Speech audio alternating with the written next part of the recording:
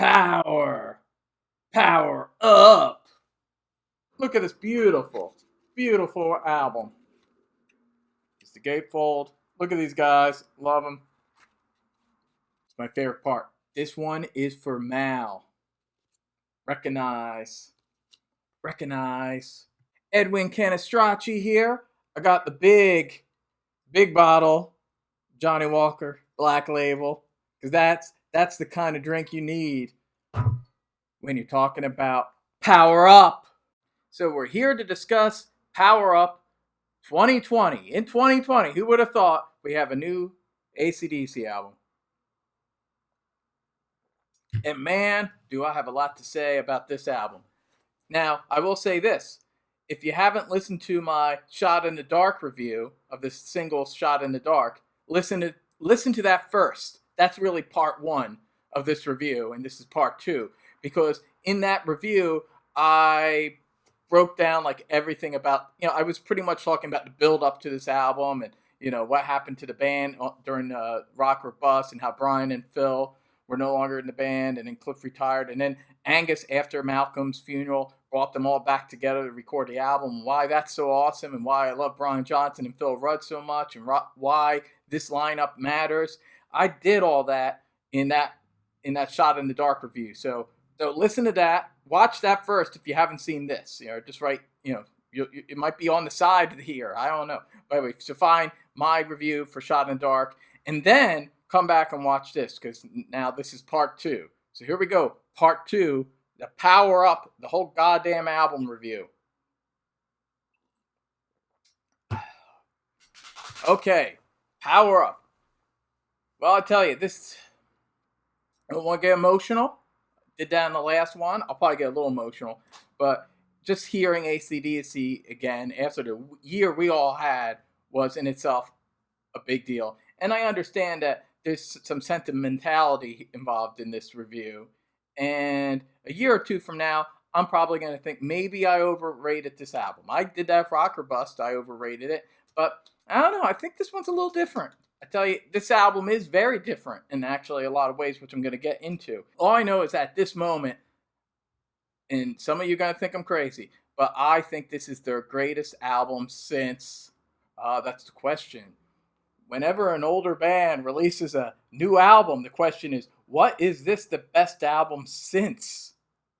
Okay, that's the question everyone wants to know.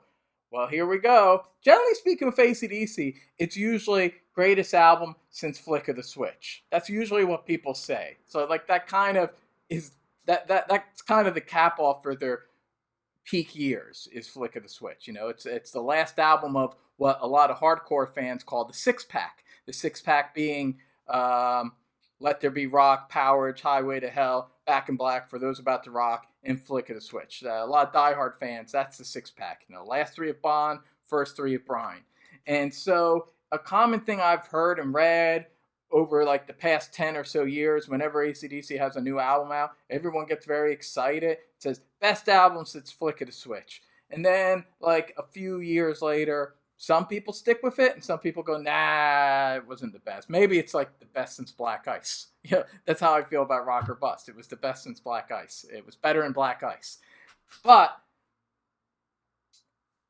there's something different about this album. I'm going to get into it. But this is why, there's a lot of reasons why I'm going to explain why I think this is not just the moment. And I've listened to this album a lot. I've listened to this album at least 8 times in its entirety. And actually, I've always listened to it. This is an album I have to listen to in its entirety, and we're going to get into that in a minute.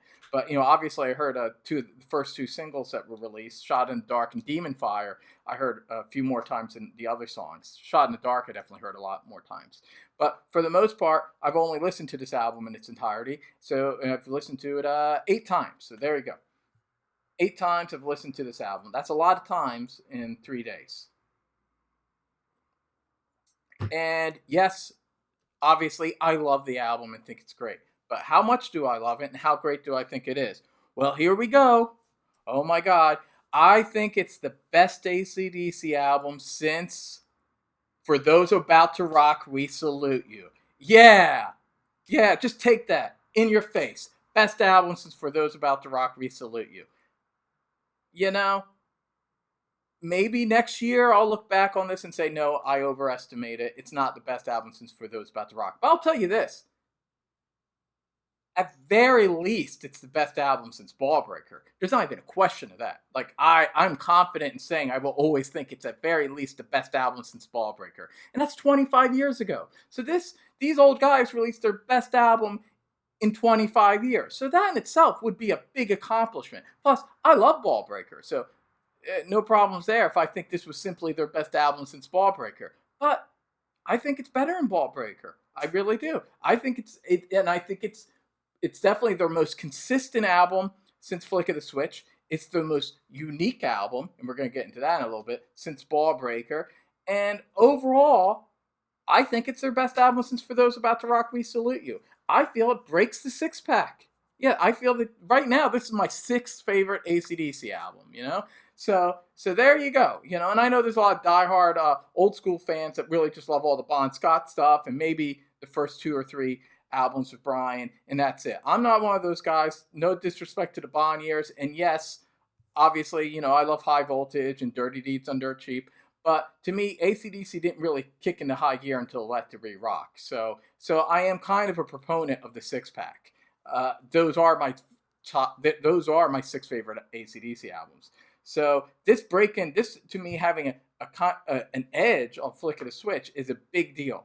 It's a big deal. And yes, Flick of the Switch is a heavier album. Yes, Brian is hitting notes on that album that he can't quite hit on this album, although he hits other notes in other ways, which we'll get to. But I think overall, I think the songs are stronger in this album. And that's what gives it a slight edge on that album. I feel song by song, this is their strongest collection of songs since For Those About to Rock, We Salute You. It's all killer, no filler. I love every song on this album, and we're going to break it down song by song, track by track. But first things first, I want to talk about the difference between like casual AC/DC fans and hardcore AC/DC fans. Casual AC/DC fans, like a lot of people in the more mainstream music press, you know, music journalists like Rolling Stones and stuff, you know, they've been recycling the same AC/DC review since like from Stiff Upper Lip on. And for the most part, those reviews have been accurate. You know, whether it was Stiff Upper Lip or Black Ice or Rock or Bust, it's more or less been like, yeah, it's more of the same, but hey, we love AC/DC, we love that sound, and there's something comforting in AC/DC sticking to their guns and still sounding like AC/DC. So yeah, that's like the review you always read from mainstream journalists. And to be fair, it's been more or less accurate for the past 20 years. But they're doing that review again. They're doing those type of reviews again for this album. And I never saw such a discrepancy between what the hardcore fans are saying on like the message boards and the forums and stuff and social media and what the mainstream music journalists are saying. The music journalists are just, even though they like the album, they all like the album, you know, but they're all just saying though the same stock things that they always say about AC/DC. Oh, well, it's just typical AC/DC. Yeah, it's great. You know, great riffs. You know, they're not PC, but they don't care. Blah blah blah. But if you go on the message boards and the forums and stuff with the hardcore fans, everyone's talking about how different this sounds. And if you go to my AC/DC review where I talk about the discography, like the whole album, their whole discography, I go on about how I feel this rep that AC/DC has about how all their albums sound alike, which even the band themselves have played into this. You know, Angus Young famously made that joke about how all their albums, you know, sound alike, just the covers change. But I never really bought into that, especially throughout the 70s and 80s. I mean, to me, like High Voltage sounds nothing like Let There Be Rock, which sounds nothing like Highway to Hell, which sounds nothing like For Those About to Rock, We Salute You, which sounds nothing like Fly on the Wall, like which sounds nothing like Blow Up Your Video. Like to me, throughout the 70s and 80s, both in terms of the songs and the production, AC/DC evolved and changed quite a bit. I mean, yeah, it was always hard rock or heavy metal, and yeah, it was either Bon or Brian singing over the Young Brothers guitar. So yes, obviously, like with any band, there's going to be some similarities. But I feel like AC/DC changed just as much throughout the 70s and 80s as most bands, you know, have changed over those periods. And just because they didn't cave into certain trends like power ballads and throwing synthesizers on their stuff, there's still a change. Like, Blow Up Your Video does definitely sounds like a late 80s album. It doesn't sound like a 70s album. And not just the production, like the way the songs are too. Like Two's Up is not a song that, or Nick of Time, they wouldn't have written a song like that in the late 70s. So AC/DC definitely evolved throughout the 70s and 80s. I think in the 90s, they kind of stopped evolving as much musically, although the production still changed. Like Razor's Edge and Ballbreaker couldn't be more different from a production standpoint. And those albums have totally different vibes. So even if musically they've kind of streamlined themselves a bit in the 90s, their albums, the only two albums they had in the 90s, still sounded very different. I say it's starting with Stiff Upper Lip and I do like that album. Actually, I love that album, and it's grown a lot of me over the years. But that's kind of when AC/DC start to kind of get into a certain groove, and their albums start to be really well produced, but predictably produced. And that's when they kind of became like this is what you can depend on this AC/DC album to bring the goods to a certain degree, but they're not going to surprise you. They're not going to surprise you anymore with their music and with the production. And then when they hooked up Brendan O'Brien with Black Ice and Rock or Bust, that more or less was the same case. I think Rock or Bust was better than Black Ice. They tightened it up. I thought the production was a little punchier, and I thought the songs, for the most part, were a little stronger than on Black Ice. But still, and this is why it kind of dropped. As excited as I was when I first heard that album, within months it kind of dropped. Even though I still like that album a lot and think it's a good album, it's predictable. There's nothing really exciting. It's a safe album. It's a good album, but it's a safe album. And as much as I like Stiff Upper Lip, the same could be said about Stiff Upper Lip. It's a safe album. This Power Up, and I didn't see this coming. And that's the thing. I love being surprised, especially by a band I love, and a band I've loved since I was in junior high. I did not think these old guys, these wonderful, cool, badass old guys, would surprise me at this point. And when I heard Shot in the Dark, I loved it. I liked that it was raw. I already heard that there was a difference in the production. It's weird that Brendan O'Brien produced this, because to me it doesn't sound anything like the last two albums. So credit to him to allowing the band to sound different, or experimenting or whatever. It just sounds very different. I wouldn't, unless you had told me it was Brendan O'Brien, I wouldn't have thought it was the same guy producing, because this album sounds as different from those two albums as Ballbreaker sounded from the Razor's Edge. It just sounds very different. And I thought it sounded different from Shot in the Dark. Musically, that sounded like, even though I loved it, it sounded like same old AC/DC, bluesy kind of a have a drink on me kind of groove. But I heard a little difference in the production. And then I heard that trailer for Demon Fire. And again, that, like a lot of people said initially, when they just heard the trailer and just heard a part of the song, it sounded a little like Caught With Your Pants Down or I Feel Safe in New York City. Had a little bit of that sound. But then when I heard the whole song, I was like, no, this song shits all over those two songs. It's on a whole other level. It's far more adventurous. It's doing all this cool shit. It's actually, I thought, when I heard it, and I heard this the night before I heard the album, I was like, this is the most lively, adventurous song I've heard from AC/DC since Big Gun. I thought it was the best song I've heard since Big Gun. And I was very excited. Still, I was not prepared, because it still sounded like AC/DC. It just sounded like livelier, more adventurous AC/DC. But man, when I got the record and I popped it on the following day and I heard Realize, I already knew something was up from the titles, because I remember, I say this in the Shot in the Dark review, that I was looking at the song titles and thought, gee, I like that Demon Fire and Witch's Spell. The song titles seemed like they were getting into the demonic side of their music, which they hadn't done since For Those About to Rock We Salute You. We haven't heard like the satanic AC/DC, the Spellbound, Evil Walks, Inject the Venom, COD AC/DC. We hadn't.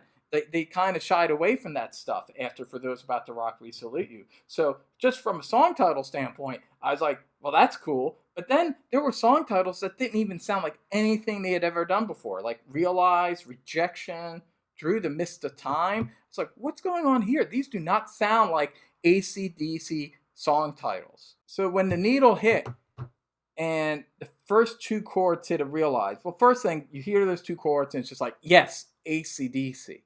and the chords are righteous and they're beautiful sounding, and they have this righteousness, this powerage vibe, which I immediately love. Immediately love the sound of it. But then after those first couple chords, Brian does this Robert Plant type thing, and I'm like, whoa, wasn't expecting that. And Angus follows it with this kind of Zeppelin-esque little guitar line, which following his vocals, something I hadn't heard them do things like this since like the early Bond years. It was just very different. And then they kick in, and I got to, there's just something. It's AC/DC, but this ain't. It was not cookie cutter AC/DC. It was not safe AC/DC. Immediately realized sounded like a new, fresh kind of AC/DC, far fresher than I was expecting. And I'm immediately like, what the hell am I hearing? This is different. This is actually a different kind of AC/DC. If anything, I thought it sounded a little more like Britpop, a little like I could hear Oasis doing this song. It almost sounded like Oasis.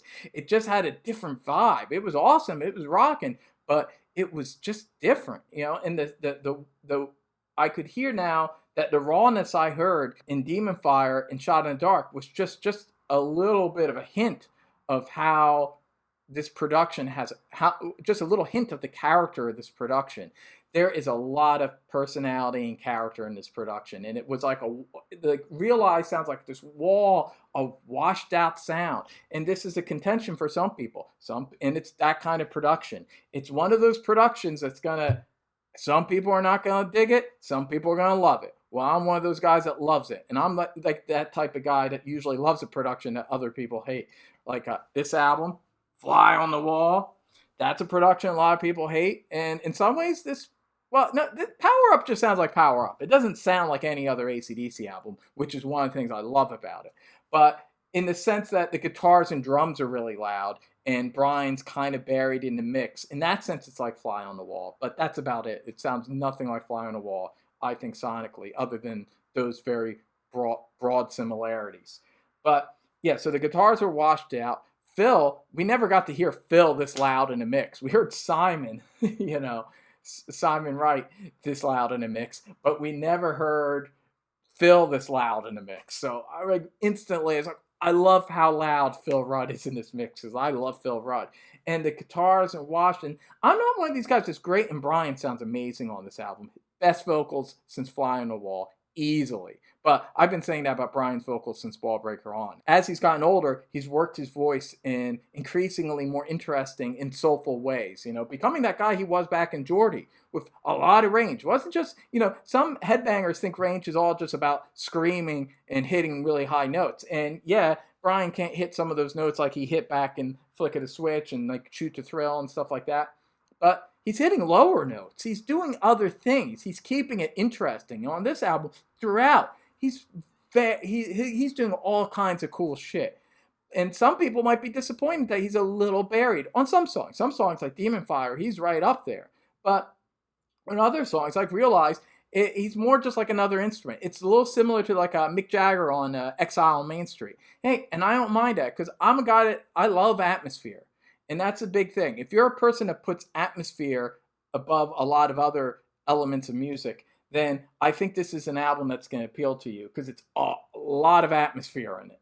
And Instantly Realize has this atmosphere to it. In the same way, all I can say is the last album of theirs that had atmosphere was Ballbreaker. And you heard it instantly. And again, that was production. Some people thought it was too dry, too raw.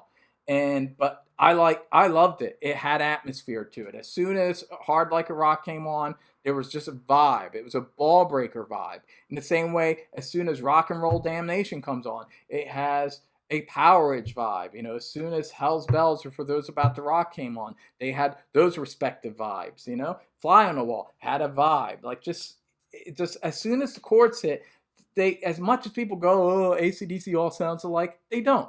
These albums all had very unique characters and sounds, and the production was a big part of it. And this is the first time since Ballbreaker where this has a vibe. And that, like, you know, and I think of it now, it's the Power Up vibe. Power Up has its only very unique vibe. And I didn't think AC/DC was going to bring a new vibe to the canon. You know, I just thought it'd be Rock or Bust, like part two, which was essentially like Black Ice Part 2. So I guess it'd be Black Ice Part 3. And it's not. It's got its own unique vibe right out of the gate for Realize. Song's catchy.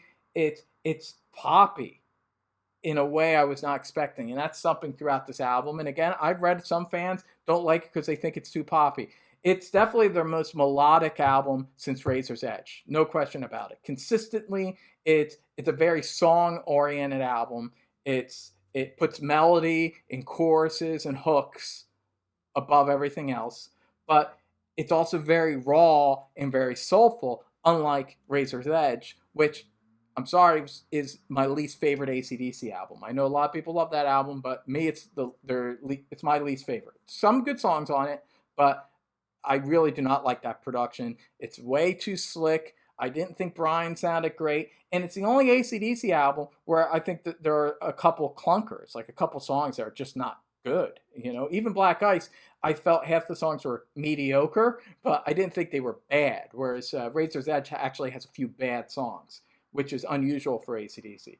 But this, it's not one song is not only mediocre. There's not one song that's every song's great.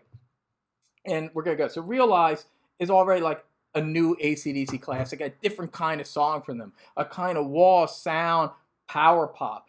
There's also the vibe. It sets off a vibe that's throughout this album where it's more, I would say, Rock or Bust, Black Ice, and even Stiff Upper Lip to a degree were kind of a more streamlined, kind of caters to America kind of sound. Whereas this is like the most European I've heard AC/DC sound. The most European I've heard AC/DC sound since the 80s, maybe even the 70s. Maybe this is closer to like the Vonda and Young productions, you know, back, you know, of the 70s. Like there's a kind of a, I think of this album as like one for the punters, you know, the guys in pubs in Australia and England, you know. And it's the thing, AC/DC, you know, 3 of the guys are Aussies in the band and 2 of the guys are Brits.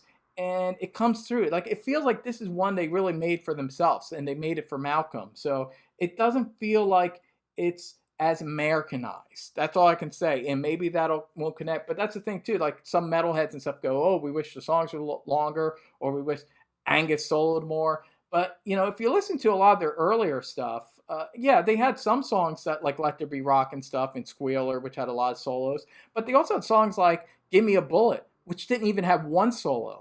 Or like Rock and Roll Damnation, which just had a little soloing at the end chorus, you know. They had songs like TNT that had heavy choruses and hooks, and Can I Sit Next to You, Girl, and there was a lot of versatility in Bon Scott era AC/DC, and a lot of the songs even, and I think this came from George Young, who was co-producing their albums, and their older brother, who was in the band the Easy Beats. So I think he helped the band, especially in the early days, have almost like a kind of bubblegum aesthetic. You know, when you listen like even Dirty Deeds, it's heavy, but yet there's a real hooky chorus and the and a lot of backing choruses and a lot of hooks and melodies. And it was kind of about the song. Like, they were writing these little heavy, naughty bubblegum songs. And this is the album that's most like that they've ever done with Brian Johnson. And I do think it's because Angus is like thinking back. He's thinking back to his brothers, George and Malcolm, and going back to that a little bit, while at the same time carving out something new. And also bringing in some of the stuff that Brian was doing with, like, you know, For Those About to Rock, We Salute You. You know, bringing in that vibe too, and mixing it all together and kind of creating something that does harken back to some of their past triumphs, but still carves out something new. Anyway, so I'm still on the first song. This makes me think all these things I'm thinking with just the first song. We're like, even realize the lyrics, the title, music sound, fresh. A fresh AC/DC song with a fresh sound, and I love it. And I go, this already, I know it's a special album. And then we got Rejection, the second song. Not one of the stronger songs on the album, but still great. And it's the kind of song that creeps up on you. When you hear it, you go, I'm not thrilled with like second songs that aren't faster than the first song normally. And there's only one really, truly up-tempo song on this album. But I don't know, this is a different kind of AC/DC album. And as a result, I got to put in these old ideas that the second song should be like Shoot to Thrill or Fire Guns or something like that. I got to get them out of my head, a little bit, and think of this as a new kind of bluesy mid-tempo, different kind of AC/DC album. I mean, I remember even Ballbreaker, like Cover You in Oil. I used to not like that as a second song, but it's grown on me and I like it now. I think it's kind of funky, cool second song. And I guess Rejection's a little like that, but it's dark. It's dark, very un-PC lyrics too. And I love how the vocals come in, and even on the verses. That's one thing I didn't discuss in the Shot in the Dark review, is how much I love in the second verse when the backing vocals come in and they sing "In the broad daylight," these gang vocals. And you have that in Rejection, and they just kick. It just sounds tough. It sounds slow, and it's bluesy, but slow, tough, bluesy stuff. This is like Hard Again, Muddy Waters, the kind of shit that Malcolm Young loved. And it's tough sounding, and it's groovy, and it's got a swerve to it, and I love it. I love Rejection. I love Rejection. And then it goes into Shot in the Dark, a modern day AC/DC classic. It's funny because now I realize why this was the first single. It was the first single because it's the one that sounds most like what you'd expect AC/DC to sound like. And it was a good choice in that regard. But it's really catchy. I love the backing vocals. There's a sound too to the backing vocals which just sound really fresh and rowdy. I haven't heard them sound this rowdy with the backing vocals since Fly on the Wall. Like, they just sound rowdy, even though the stuff. And this is the thing. This is what I'm gonna get to. This album, what makes it unique, because I'm trying to describe what makes Power Up different from other AC/DC albums, is it's the only AC/DC album where it's both melodic and kind of pop oriented, but yet really bluesy and raw and tough at the same time. It's weird. It's not heavy. It's not a heavy album like Flick of the Switch, and they're older guys now. They're not going to do an album that's heavy like Flick of the Switch, but it's tough. It's tough. Same with Ballbreaker, with the exception of the title track. That was not really a heavy album. It's just bluesy and tough. So I would say, if anything, it's kind of like old school Bon Scott, early days, like High Voltage, Dirty Deeds, when they were writing catchy kind of bubblegum kind of sing-along songs, but with a kind of Ballbreaker toughness, kind of combined. And it's a very unique thing, because those are two things you wouldn't think necessarily go together, like poppiness and rawness. And somehow Power Up brings that together. And that's the thing. That's the Power Up thing. From now on, if I ever hear something that's poppy and raw again, I'm going to go Power Up. That's the Power Up thing going on. Through the Mist of Time, I choked up when I heard this song. I admit it. You might think I'm a pussy, but I'm telling you the truth. I choked up a bit. And I think it wasn't just because, obviously, this was the song that you could tell was a little bit like Angus was thinking of Malcolm with this song. In the same way, I think Have a Drink on Me was like the one that was real. Like, the whole album was for Bon, but that was the song that was like really for Bon. And I feel like with this whole album's for Malcolm. But Through the Mist of Time is obviously, just from the title alone, it's a reflective song about the past and stuff. But it's never maudlin. It only kind of reflects on the past for like the first two sentences, and then it just talks about painted ladies and good times and stuff. But it's bittersweet. And this song was a real revelation. It's not even one of my favorite songs on the album, but I do love it, and it choked me up. But the reason why it choked me up was not because I felt it was the one for Malcolm, and not because it was a more emotional song. It choked me up because it was so different sounding.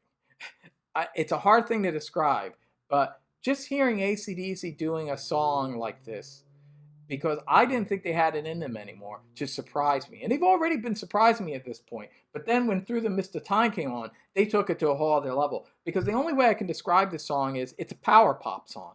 Like full-fledged power pop. Like Cheap Trick power pop. This does not sound like anything AC/DC's ever done. Yes, they've had popular songs. They've had like popular songs like Money Talks and, Rock the Blues Away. They've had some popular songs, but they never had a purely straight up power pop song like this song before. And then you got the backing chorus back going ah. And some people might think that's corny and they not like it, especially headbangers. But to me, it's almost spiritual. There's something kind of spiritual about this song and moving, but yet straight up. And this is what I mean. Like this is it's not like a power ballad. It's just power pop. It's the kind of song that a bunch of guys in the bar can kind of sing along to and drink their drink and think about old dead buddies too, and and have one for them. It's that kind of song, and there's something really moving about it. And when I heard it, I just choked up, and I thought, wow, the band's surprising me. They're doing the ACDC in their old age is writing a song like I've never heard them. And I really, to be honest, not since I think like Blow Up Your Videos last time they did kind of curveball songs like that sounded different from what their other songs were like. And they're doing it a lot throughout this album. And there was something about that you could be older and still not be just stuck. Even though it was a song about the past, it was a song that was in the present. It sounded like a 2020 power pop song done by one of the greatest rock bands of all time. That's what it sounded like. So something about that both excited me and moved me at the same time. And I got choked up. And then it went to Kick You When You're Down. Woo! So catchy. One of the bluesy stomping. They stomp in. Brian sounds amazing. Phil sounds amazing. I love that moment you hear like one of the guys in the band go, woo! In the background, and it's got that like in the studio feel, like kind of like Let There Be Rock, but still got its own thing, and it's catchy. And then the way the band sounds, down. They come in with these gang vocals that are a little TNT-ish, but yet something new. Like I'm trying to put it in a context of older stuff, but really it just sounds like power up, power pop, rock and roll with a bluesy edge. I love this song, Kick You When You're Down. So goddamn catchy and just stomping. It's just stomping. And that's the thing, you can listen to your heavy metal if you like your heavy metal. I love rock and roll, man. Doesn't mean I don't want some heavy metal, but my favorite kind of music's rock and roll. And this rolls, man. It rocks and it rolls. I love it. And then Witch's Spell. Woo! I knew I was going to love this song just from the title, and I love it. It's my second favorite song on the album. A lot of people, this is their favorite song, and I don't blame them. When I first heard it, I thought this is my favorite song on the album. It's great. It was only when I heard one other song later on that I was like, nah, that's my favorite song. But this song, and 8 times of listening to this album, it's still my second favorite song. This is straight up, and again, not to put it into context of older albums, but if I said it was a little like Burning Alive meets Evil Walks. And that sounds like an awesome song, doesn't it? Burning Alive meets Evil Walks. It's like that. It's dark and it's poppy and it's in the pocket. And that chorus, I'm in a witch's spell. I got a tale to tell. Oh, and I love the verses where that guitar comes in, that dark little sneaky guitar. I love the vibe, the drums, everything about this song. And it's just so goddamn catchy. And I'm like, goddamn, we're 6 songs in, not one dud. Every song is catchy and punchy. And I was like, whoa, if Rejection ends up being the weakest song on this album, and it does, that's not bad by any means, because I like that song. So we keep going. We flip the record to Demon Fire. Like I said, the most lively, adventurous song they've done since Big Gun. This song does a lot of different things. It's great. It's got that cool little riff. And then, got Brian singing that low guttural, really low bluesy voice. Sounds badass, working all the ranges. And then that chorus. I've not heard AC/DC sound this raw and vibrant in years. I mean, you'd have to go back to like maybe Fly on the Wall. That's where you have to go back to hear them sounding this rowdy and charged up. And then Angus does all this cool shit, and he just throws it in and does a quick solo, and it's like in and out, man. He doesn't have to make a 5-minute song, because Angus does so much in this song in just 3 minutes. I've not heard AC/DC throw in so much shit in a song in such a short period of time. What is it? It's 3 minutes and 30 seconds. And they're just knocking shit left and right, and they don't get it. This is the thing. This is why I think it's better than Fly on the Wall. Fly on the Wall, as great as that album is, the choruses get really repetitive. The songs are way too long. There's a certain point with like Shake Your Foundation and Hell Over High Water where you're like, okay, we get it. Okay, wrap up the song. Get to the next cool song. And that's something they do on this album. Like Demon Fire, none of these songs wear out their welcomes. You're just getting into it, and then it's done, and it moves on to the next song, and you're like, God damn, awesome. I love it. I love that these songs don't wear out their welcome. That they just give you a lot, and then they move on. And that's more how they wrote during like the Bond years and like the first two Brian albums, Back in Black and For Those About to Rock. The songs were arranged in really interesting ways that didn't wear out their welcome. And these songs are just like that. Then we got Wild Reputation. You got Cliff's big bass. Boom, boom, boom, boom, boom. And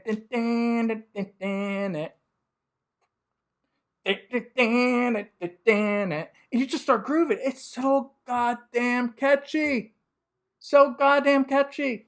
Hook. It's like, wow, this is great. If this song was on any of their last 3 albums, it'd be like the best song on that album. And it's not even one of the best songs on this album. Again, more proof that Power Up, there's something special about this album. There's something special. Okay. Wild Reputation. Love it. Got a wild reputation. And again, gets out of Dodge. Doesn't wear out its welcome. It's 2 minutes and 54 seconds. I love how short these songs are. That's how the Beatles used to do it. That's how Creedence used to do it. Rock and roll used to be about getting in there, doing your verse, doing your chorus, a little tiny solo, do a chorus again, and then you're fucking out. You're moving on. There's women to bed and drinks to be had, We're not going to sit around and listen to a song for 5 minutes like a bunch of nerds. Now, don't get me wrong. If you got like Achilles' Last Stand or something, okay, I'll hang around, all right? But it's got to be on that fucking level. All right. But if not, In and Out, baby. No Man's Land. Woo! Probably my 3rd favorite song on the album. No Man's Land. Whoa, man. Oh, daddy. Now, AC/DC's been bluesy before, but this is their greatest bluesy song they've ever done.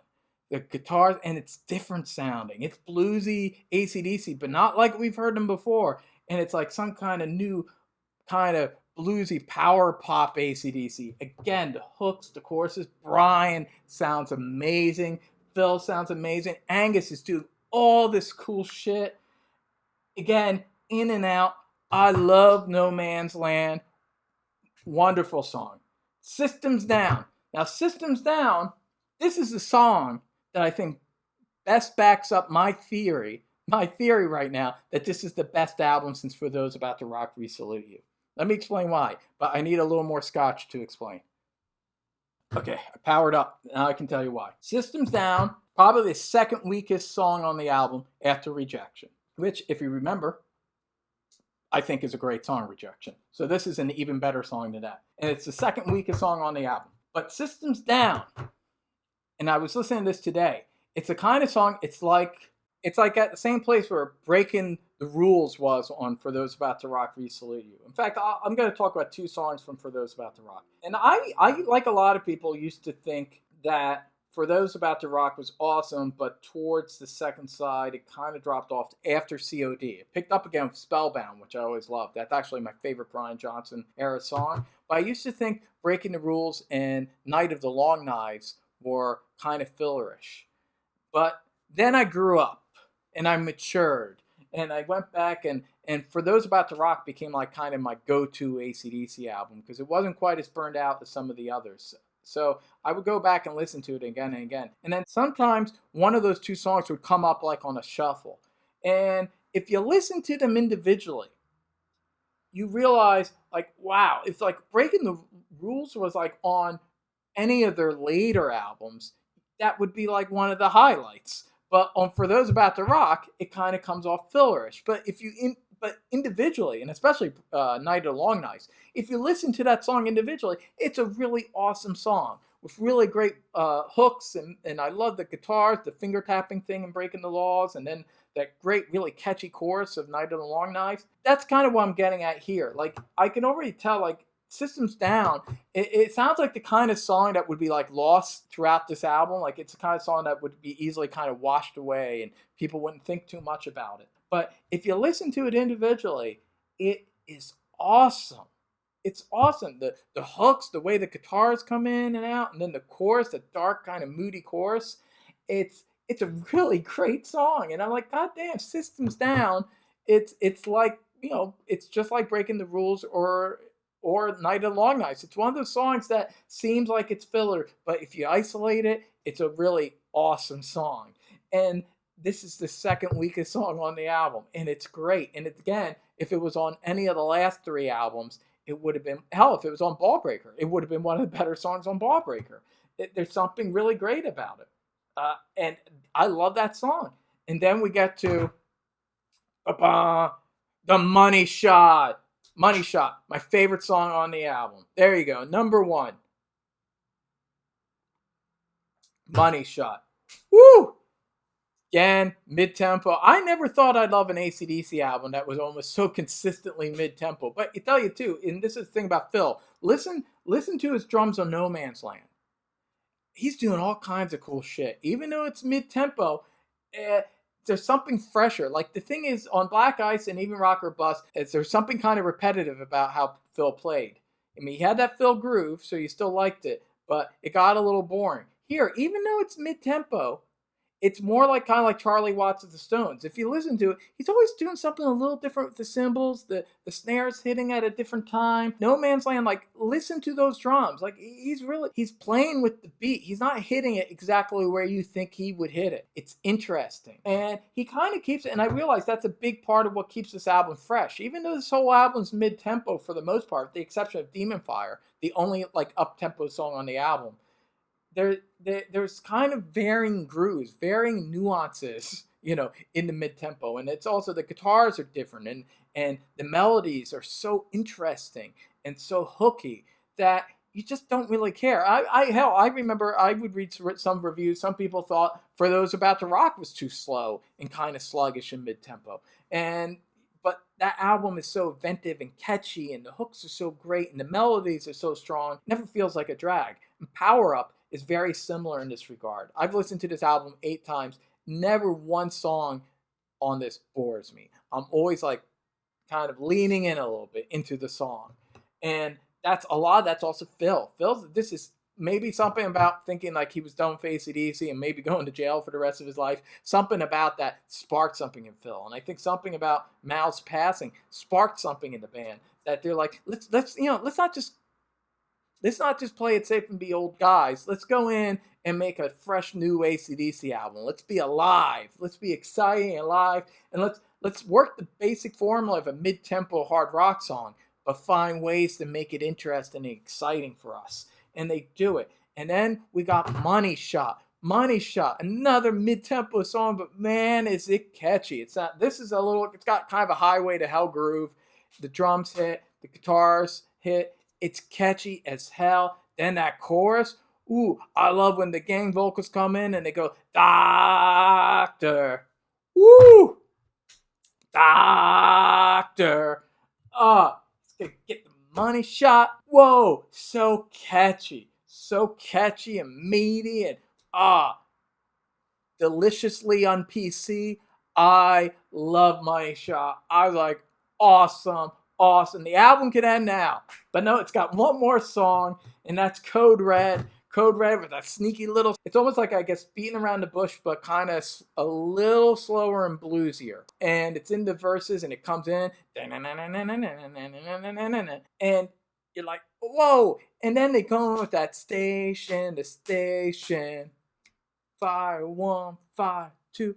It's catchy as hell. The only thing I would say the first couple times I listened to it, I thought, I love Code Red. It's a kick-ass song. But I kind of thought maybe it shouldn't be the last song. Maybe it should have been Money Shot, could have been a fun ending. I also know, like, there was a time where AC/DC used to end, like, their albums with the song you didn't expect. The song that was a little different, like a Night Prowler or a Spellbound or Rock and Roll Ain't Noise Pollution. The song that was a little different and meditative. And I realized that on this album, they had a song like that. It would have been Through the Mist of Time. They could have ended this album Through the Mist of Time, and it would have been like a poignant ending, and it would have been that different kind of AC/DC song at the end of the album. But I don't know. At the same time, though, I look at what the band did when they produced themselves. When they did Flick of the Switch and Fly on the Wall, which they produced themselves, they didn't end those albums with songs like that. They ended them with just like a straight up other song, Brain Shake and Send for the Man. So I feel like that's a creative choice that Angus and Malcolm, and Angus now honoring Malcolm, knowing his taste, thought maybe thought like Malcolm would probably just like it if we didn't end on a more somber note, like, or more meditative note, like with something, but rather just end with a straight up rocker. Like, I feel like that's why it ends with Code Red. And this is another great thing about Code Red. It's one of those, Ian Wadley says this, my buddy Ian Wadley, he says that a great last song leaves you wanting more. And Code Red's one of those type of songs. Like, you hear it at the end, you're like, yeah, what's next? And then the album's over. And, every time I hear this album, now 8 times, I'm always like, is that it? But it's not, is that it in a bad way? It's not like, is that it? It's like, is that it? I want more. Give me more. I want to hear another song after Code Red. And usually what I do is I start again. I go back to Realize. And it's perfect. That's the thing. The album you keep listening to again and again and again. It just makes you want to kind of go back. It makes me want to hear another AC/DC album. It makes me want to hear this AC/DC album again. This album does not wear out its welcome. Every song is great. Every song's a little perfect choice, catchy AC/DC rocker that's unique and really well written and has great hooks throughout. Everyone's coming in. The full personality of the band is coming in. I feel like they're making a point of that too, and that's another reason why I think Phil's up in the mix. This is Phil, this is Cliff, this is Angus, this is Brian, and this is Stevie stepping in for Malcolm and doing things the way he feels Malcolm would have done it. And it comes through, and the personality of the band comes through. Yeah, they could have gotten Axl Rose and some younger drummer and some younger musicians and done like a heavier album or a faster album, but they wouldn't have done an album with this much soul, with this much groove, with this much resonance of these old dogs all coming back together and saying, you know what, we're not just going to retire. We're not going to retire, and we're not going to just play it safe.